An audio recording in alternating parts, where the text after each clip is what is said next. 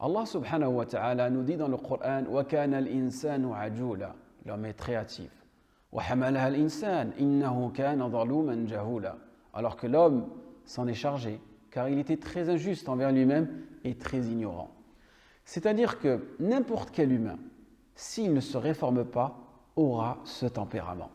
C'est pour cette raison que nous avons tendance à juger les autres rapidement, sans demander d'explication, sans se questionner, sans aller voir la personne, sans discuter avec elle. On se fait notre propre jugement et on pense avoir raison. Assalamu alaikum wa rahmatullahi wa barakatuh. Une histoire surprenante arriva à l'un des plus courageux des compagnons de notre messager sallallahu alayhi wa sallam. C'est l'histoire de Ali. Mais qui est réellement Ali? Ali est le 4e calife des musulmans. Mais avant de devenir calife, il a été le premier enfant à embrasser l'islam. Il a été élevé par notre noble messager sallallahu alayhi wa sallam. L'oncle du prophète Abu Talib avait plusieurs enfants à sa charge.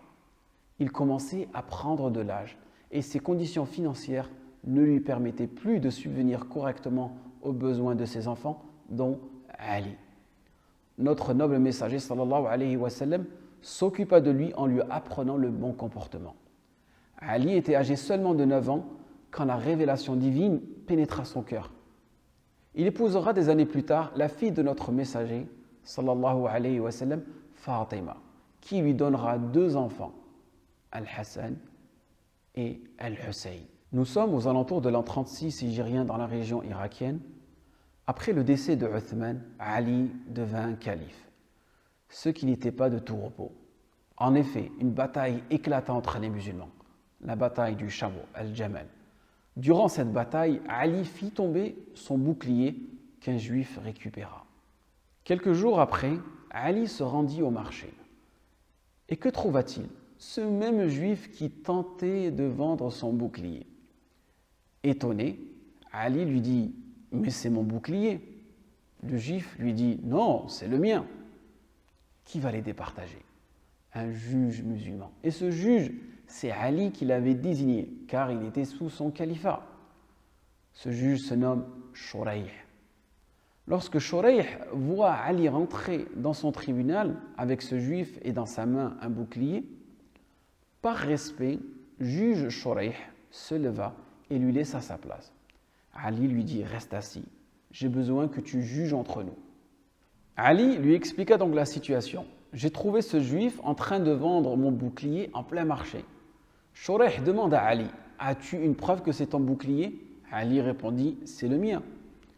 Shuraih veut bien le croire, car c'est l'émir, le calife, qui se prononce.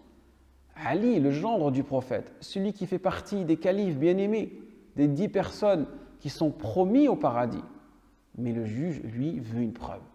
C'est le mien et il est tombé de ma monture, dit Ali. Shuraih demande à Ali, as-tu des témoins? Ali lui dit, oui, mon servant Qanbar et mon fils. Le juge dit, en ce qui concerne Qanbar, nous acceptons son témoignage. Mais en ce qui concerne Al-Hassan, c'est ton fils.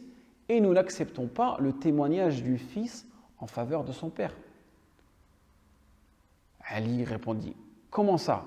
Tu n'as pas entendu Omar rapporter que le messager d'Allah sallallahu alayhi wa sallam a dit que Hassan et Hussein sont les maîtres des jeunes du paradis? Tu rejettes le témoignage de l'un d'entre eux? Shuraih répond, c'est toi qui m'as appris à ne pas accepter le témoignage d'un fils pour son père. Le juge dit ensuite aux Juifs, quel est ton argument?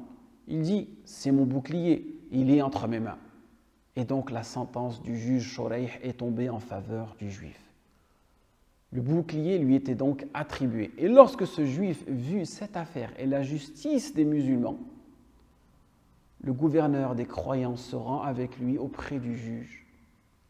Également un musulman jugé avec un mécréant. Il dit alors, Ashhadu an la ilaha illallah wa ashhadu anna Muhammad Rasulullah. J'atteste qu'il n'y a de divinité digne d'être adorée si ce n'est Allah et que Muhammad est le messager d'Allah. Il est donc entré dans l'islam et a dit « Mon bouclier est le tien, ô gouverneur des croyants. Cependant, je l'ai trouvé par terre et je l'ai donc pris, sinon il t'appartient réellement. Tu l'avais fait tomber de ton chameau, je l'ai récupéré pour le vendre. » regardez l'islam authentique et la justice de l'islam. Il n'y a pas de partialité. En effet, même le mécréant, il est interdit de lui faire injustice car le messager de l'islam est universel. Allah subhanahu wa ta'ala a dit وَلَا يَجْرِمَنَّكُمْ شَنَآنُ قَوْمٍ عَلَىٰ أَلَّا تَعْدِلُوا اعْدِلُوا هُوَ أَقْرَبُ لِلتَّقْوَى. Et que la haine pour un peuple ne vous incite pas à être injuste. Soyez juste, cela est plus proche de la piété. C'est cela la religion de l'islam. L'islam pénétra son cœur non pas par une parole ou bien par un verset, mais par un acte de justice. Et que ceux qui suivent cette religion ne peuvent pas suivre une religion basée sur l'injustice. Le comportement de Ali, de Shurayh, n'était que l'héritage de notre noble messager sallallahu alayhi wa sallam et des messagers avant lui. Après l'attestation de foi, Ali lui offra son bouclier, sa monture et de l'argent. Voilà les bienfaits d'une religion, d'un État fondé sur la justice. Voilà les pieux prédécesseurs. La piété de Ali l'a poussé à aller se faire juger par son propre juge, alors qu'il pouvait ordonner impunément à un de ses juges de lui couper la main, car il était considéré comme un voleur pour lui. Mais il préféra ne pas se précipiter, dissiper les doutes et juger selon les lois du miséricordieux, de l'indulgent. Son juge a fait de même. Il aurait pu chercher à plaire au calife, au gouverneur, comme certains le font. Ali a accepté ce jugement, même si au fond de lui, il savait qu'il subissait une injustice, et pas n'importe quelle injustice. Un non-musulman vivant sur une terre musulmane prendre le bouclier du calife. Voilà un niveau de bienfaisance, d'excellence que Ali et son juge ont atteint.